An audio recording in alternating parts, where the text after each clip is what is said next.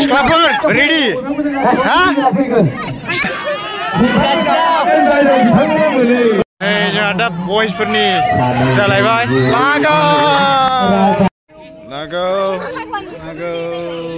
आगान सिथा हुबाव खोलाजों नाहर सोरबा mana गिदिरनानि लागौ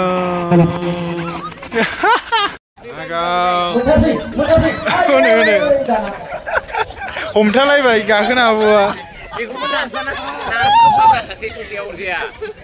गोखा गोखै अमा बेदर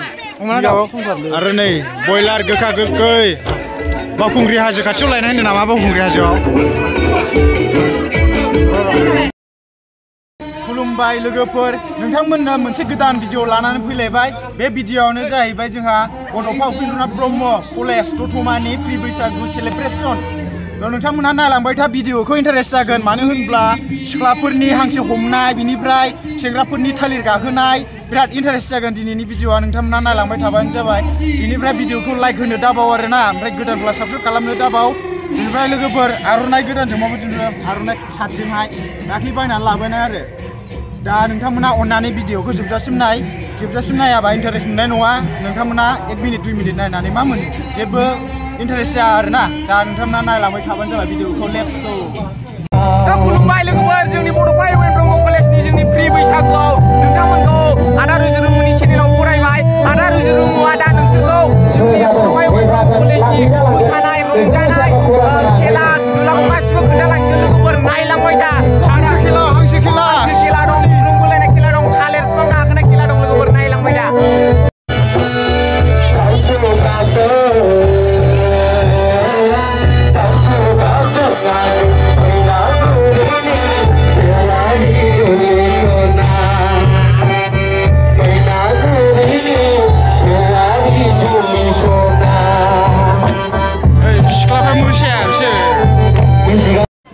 आयु मालाय मोसाखांबाय खुसबल ना जाते हो माबाफोर बुंनो नामा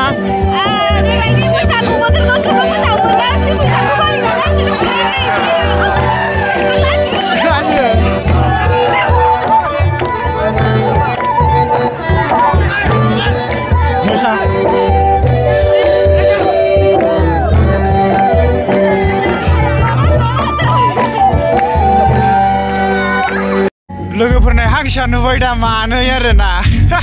ओमफ्राय सोर सोर गेलेयो सिख्लाफोरखौ सोंनानै लाहैनि र' नोंखौबो दिनैहाय आलदा नुबाय लायागोन साबसिननिफ्राय हामसिन नुलायलांबाय साबसिन नुदोंथ' अरबायदि नोंनि महरालाय लायागोन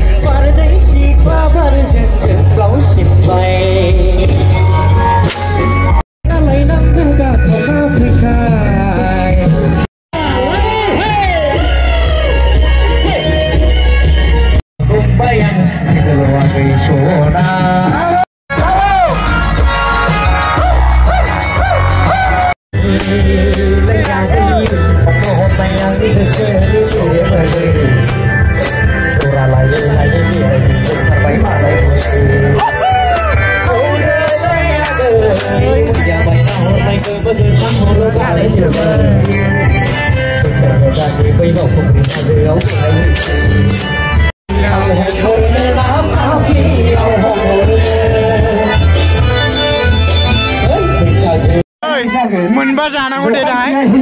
जाहोआबासो नोंसोरलाय गेलेया बिस्रा खोनाबाय मोनबाथाय जाहोनांगौ जाहोआ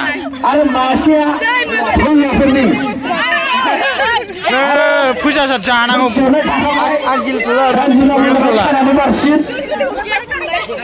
जाय बिब'मोन आरो जाय बिनानावमोन आरो जाय लोगोफ्रा मोनबा जाहोनांगौ दे मोनबा जाहोनांगौ हांसोआ नुखाबाय दा गाबलाय गाबनो नागिरदों हांसोखौ गाबा बियो गाब गाबालै बे नोंनो गाबदों गाब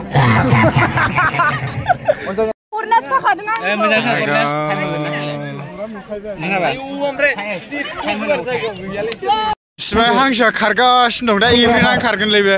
ओमफ्राय दाबो जाया जा गुवार जायगाया सिख्लाफोर रेडि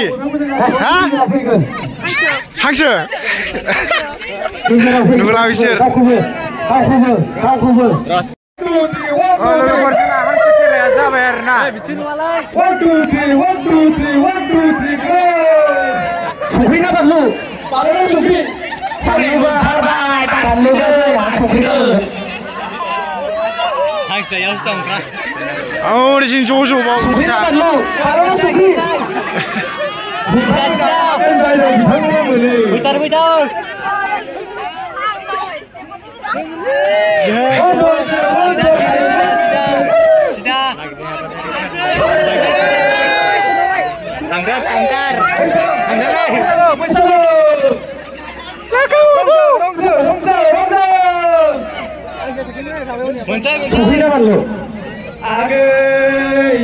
सिख्लाफ्रा नायग्रा गोजाल' गैया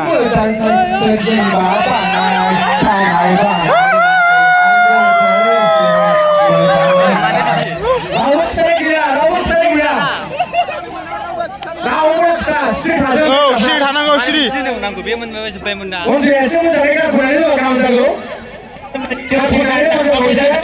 रोंदांलै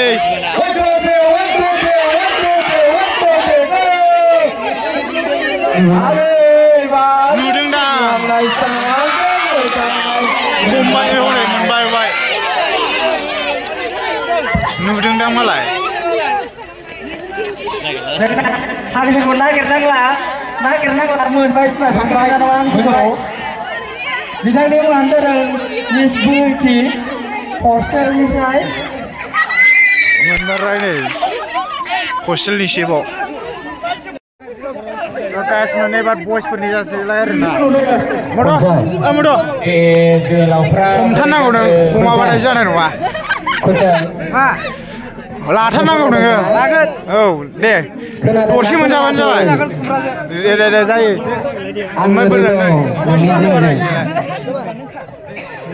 खोनादोंना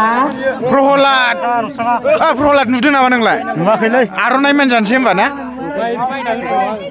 बयसफोरना हांसोआ उन्दुनासो दं उखुन्दैसो जाहैबाय जोहोलावफोरनि हांसो हमनाय बादायलायनायनि जोंहा दा बयसफोरनि जालायबाय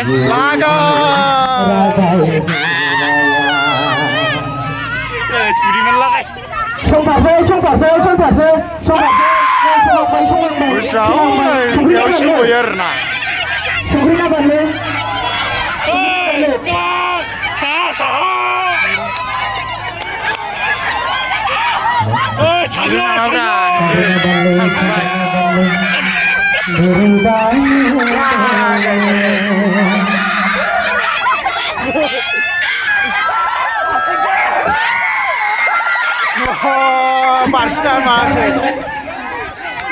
मारै जाखो मद'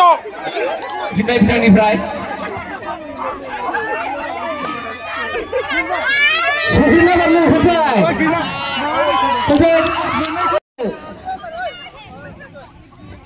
गेलेगिरि बिथांमोननिफ्राय सासे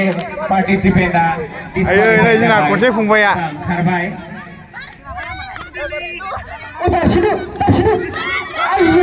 खनसे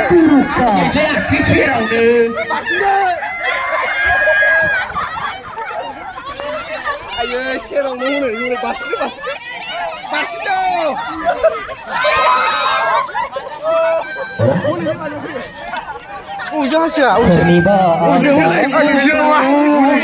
मोनथिदोंना मोनथिङाखै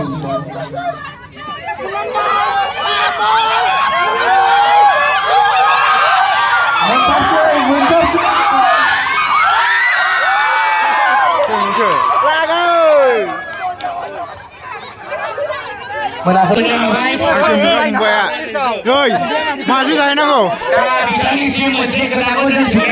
खुमब्राजों लावजों जाहैदो नोंथाङा हांसोखौ लानो ना मानि प्राइजखौ लानो बिथाङा हांसोखौ लानो गेलेनायाबो गेलेबानो जायोमोन मानो गेलेयाखै मानो बानांगौ गामियाव मोनलांबा मोनजाबायमोन ना इन्टारेस्ट जोंना मद'आ दहाय मोनखाबायमोन मानो होनगारा नों थैनायलै नोंजों मा जाबाय दा आंनाव बायना लांफिनदों खुमब्राजों जानो होनलायलायनानै आंनाव बायनानै लांबोदों ओमफ्राय आं लांफिनबा मा जानांगौ माथो जायाखै मोनबाथाय आं गोसोनाव गारफिनबाय मालायासो मोनबाय जोंहा दा हिनजावफोरनि जासिगोन आरो बिराद इन्टारेस्ट आगदा फारसे थानाय आरो आगसि फारसे थानाय जे बादायगिरि बिथांमोनखौ आं खावलायदों रेडि जासिगोनानै रेडि मोजाङै बोदे बिनानावमोन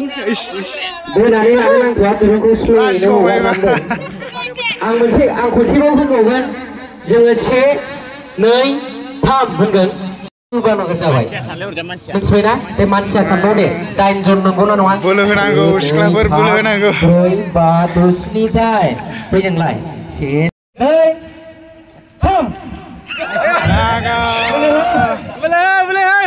बोलो मारो हैया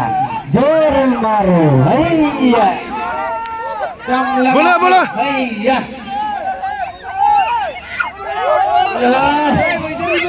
लागाव ओरैजों हायासै आगदा फारसे थानाय सिख्लाफोरा देरहा बिनानाव मोना माने फार्स्ट राउन्ड देरहाबाय बिथांमोना इंलिशनि बिनानाव हायनामोननिसो दहाय हांसोखौ मोनासै मानो मोनासै जारलासो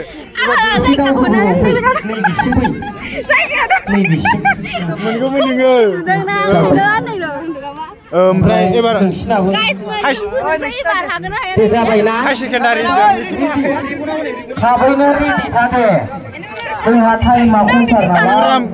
दहाय हांसोखौ मोनासै एबार दुरुं मोनायाव लानांगौ दे नोंथांमोननिसिमबो मोनसे खावलायनाय हांसो 2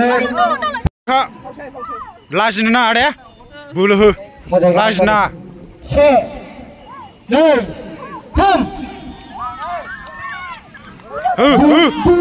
गोलैनो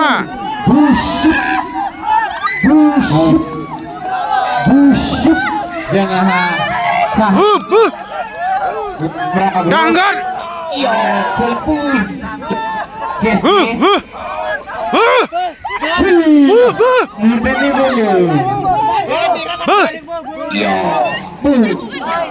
दांगोन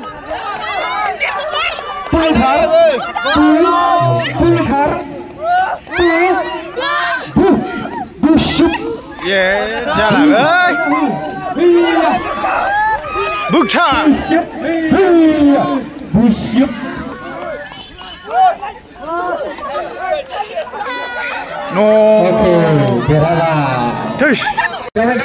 दा एबार सेकेन्ड राउन्ड जासिगोन दहायनि बायदियानो जागोन 3 होनोबाथाय डाइरेक्ट बोदौवो मिथिबाय दा ओके रेडि अच्छा दे जाबाय दा 1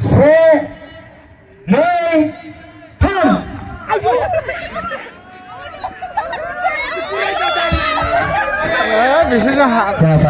जाबाय आरोबाव बोनांलिया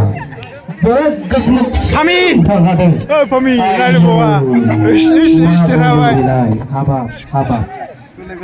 बोलो गोरा गोजा बे सिख्लाफ्रा एबार बयसफोरनि दुरुं बोनाय जासिगोन आरो होनांगौ फारि ओंखारगासिनो दं माथो ओमफ्राय जोंहा ओरै हाई सेकेन्डारि सेंग्राफोर दङ दुरुं बोलायनाय लागावनांगौ लागाव नै जोंना बसा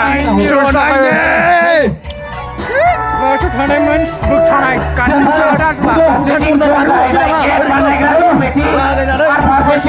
जाहैबाय गोजा गाननायजों नोंनि फारसे बिरनायजों बेसे समायदों नों सना दख'नानि आं गोसोआव बे सना नोंनि हायना महराव आंखौ फंबाय दख'नानि गाबाव आं गोजावबाय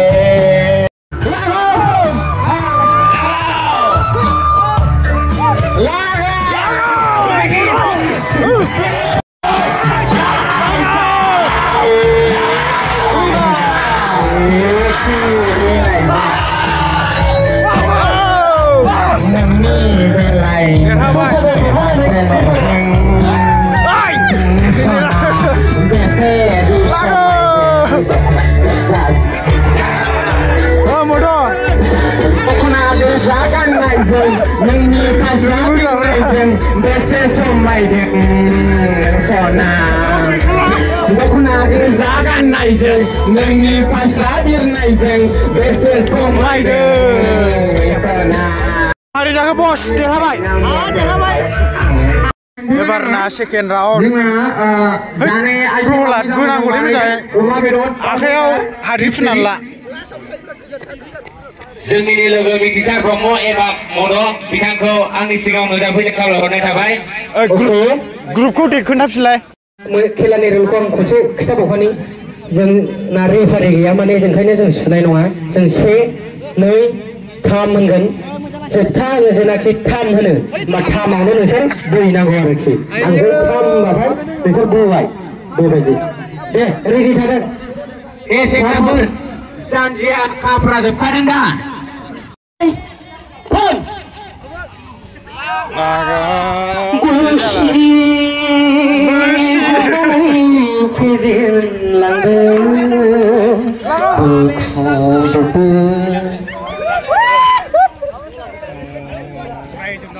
फंबाय देरहाबाय जोंना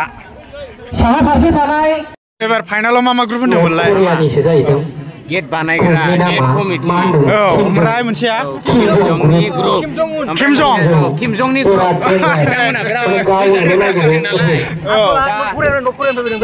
करियानिफ्राय बिथाङा नर्थ करियानि डिफेन्सनि जइन्ट सेक्रेटारि नंगौ बिथाङा नर्थ करियानि प्रेसिडेन्ट किमजं लोगोफोर आं किमजं पार्टिजों थाफानोसै आरोना किमजं पार्टिखौ खेबबाय थानोसै नै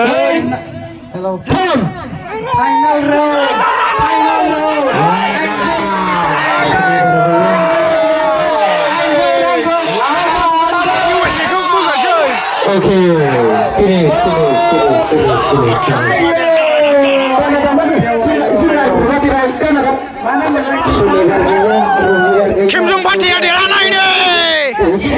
लोगोफोर जोंहा दा बयसफोरनि माने थालिर गाखोनाया जासिगोन आरो माबायदि थाव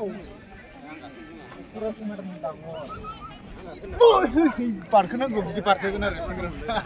सप्ता खनसेसो थाव फुननो गगोन थावा सप्ता खनसे मोदोमाव थाव फुननो गगोन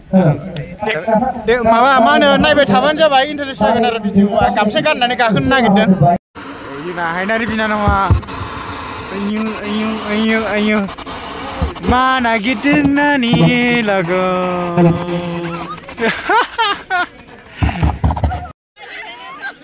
थांबाव हेल' थालिर बिफां गाखोनाय जेनाखि जोंनि हाबाफारि बे जागायबाय थालिर बिफां गाखोग्राफ्रा गाखोबाय थासिगोन जाय मोनहैयो बियो फुरा 9,000 बाथखौ मोनगोन आरोखि दे औ बेयावसो दङ जोंहा दायो माने हिनजावसाफोरनि टिम बुनाय जागासिनो दङ खेला बेहा बुखांबाय गैया बबेबा सानजाजोंसो खोलाजोंसो बुलाहैबाय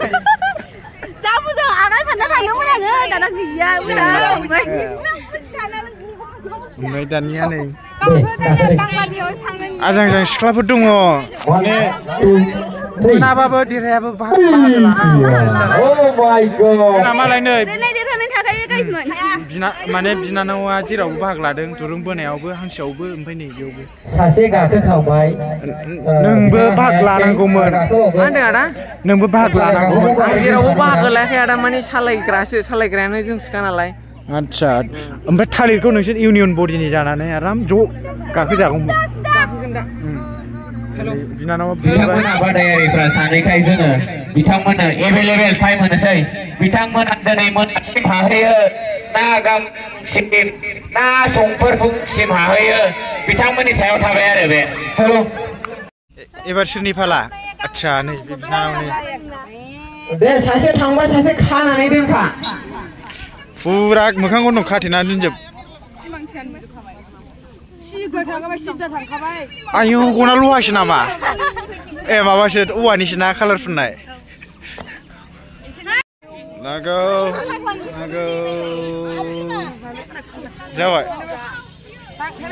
चलो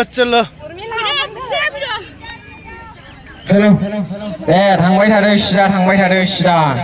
सिदा थांनानै जोंहा बुहैदो थालिर गाखोलायनायाव जेखं गोसो गुदुं जानानै फिनबाय दे मोननोसै जाथारबाय मोनबायानो आगान सिदा गोबाव खोलाजों नाहर सोरबा फैदों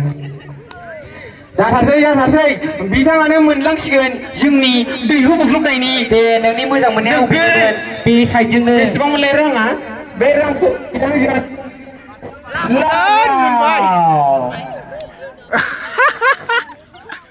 आयु आजां सिख्लाफोर दङ ओमफ्राय नै बादायग्राफ्रा साथाम साब्रैल' मारै जाबावनांगौ दे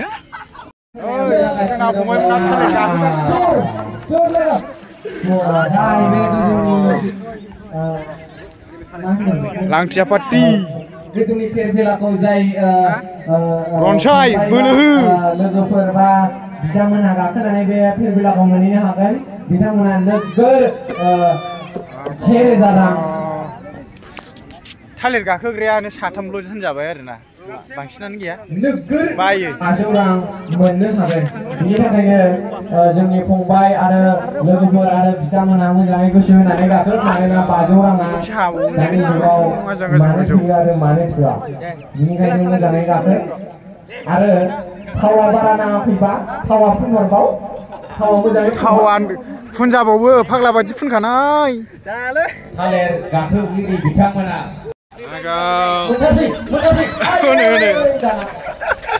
हमथालायबाय गाखोनो हाबौआ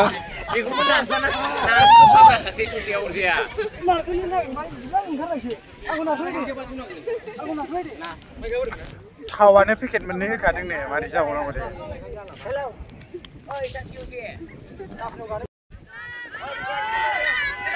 दे आयै मोनबायमोन नै नुथारबायलै बियो नुमारबाय बियो बुदो नुखाबाय बियो नुखाथारबाय खानाया जायाखैदां बिराद मोजां किक लानानै फैनानै सिख्लाफोर सोर बुनो हाखो हा नङा नङा सोरमोनलाय नैबे आयौ दे बरिया मोजां मालाय नोंहा गैया गाखोनायाव बादायगिरि सासे दंबावो सासे एरदेरबावबाय नै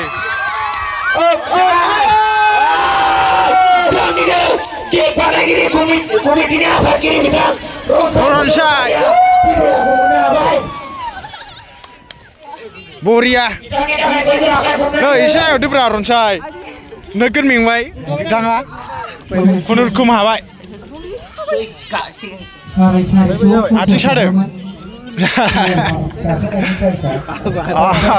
नायदो उल्थासो मिथिबाय फाग्ला बादि उल्था मा मा आदा जानो नागिरबाय नालाय जाहाथे जानाया आदा जोंहा दङ राननायाव जेबो उसुबिदा जाया आरो जानायाव जेबो उसुबिदा जाया आरो दाउ बेदर दा जाय अमा जाया बे दाउ बेदरजों गोखा गोखै दङ आरो जाय दाउ बेदर जाया बे अमा बेदरजों गोखा गोखै दं अनलि गोखा गोखै बे बेदरल' नङा लोगोफोर जोंहा ओंखाम उखै गानायनि खिस्रिबो संदों माने ओंखामानो जाबाय खिस्रिबाथ' ओंख्रिबो नांला जेबो नांला बास जानो हायो जाना लानोसै सिख्लाफ्रा जानो नागिरबाय सिख्लाफोरनो होग्रोदों गोसोआव अननानै लाइन थादो जोंहा हायनाव लाइनाव फैदो गोखा गोखै अमा बेदर आरो नै बयलार गोखा गोखै बावखुंग्रि हाजो खाथियाव लायना होनो नामा बावखुंग्रि हाजोआव गोथाव होनसैलाय गोथाव दे दा जोंहा संख्रि बानलुआ गोखा गोखैयाव नांदोंना नाङाखै बेखौ मिथिनो थाखाय दोनजुलि ब्रह्म बिथांखौ बिबुंथि लाखिनो खावलायनाय जाबाय दे खोन्थादोल' संख्रि बानलु गासिबो नांजोबदों गोथाव ओमफ्राय मस्लाल' गैया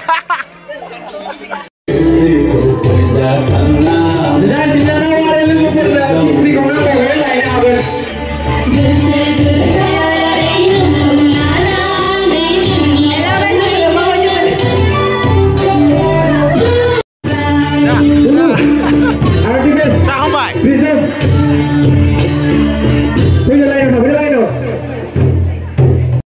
गायनारि बिनानाव मेथाइ रोजाबलाय जोंहा इसोर